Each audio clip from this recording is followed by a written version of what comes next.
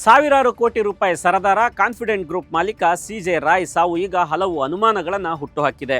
Confident ಅನ್ನೋ ಬೃಹತ್ company ಬೆಳೆಸಿದ ಮೇಲೆ ರಾಯ್ ಕಾನ್ಫಿಡೆಂಟ್ ಕಳ್ಕೊಂಡು ಆತ್ಮಹತ್ಯೆಗೆ ಶರಣಾಗಿದ್ದಾರೆ ಅನ್ನಲಾಗ್ತಿದೆಯಾದರೂ ಈ ಪ್ರಕರಣ ಹಲವು ಆಯಾಮಗಳಲ್ಲಿ ತನಿಖೆಯಾಗ್ತಿದೆ.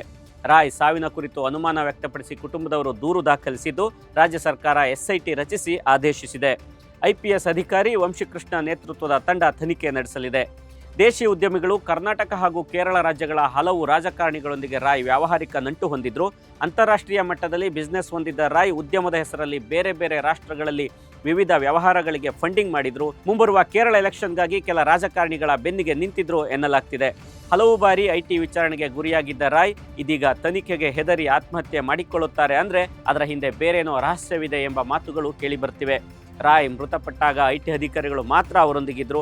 ಹಾಗಾಗಿ ರಾಯ್ ಅವರೇ ಶೂಟ್ ಮಾಡ್ಕೊಂಡ್ರ ಅಥವಾ ಅಧಿಕಾರಿಗಳು ಶೂಟ್ ಮಾಡಿದ್ರ ಅನ್ನೋ ಅನುಮಾನವಿದೆ ಅಂತ ಶಾಸಕ ಪ್ರದೀಪ್ ಈಶ್ವರ್ ಗಂಭೀರ ಆರೋಪ ಮಾಡಿದ್ದಾರೆ.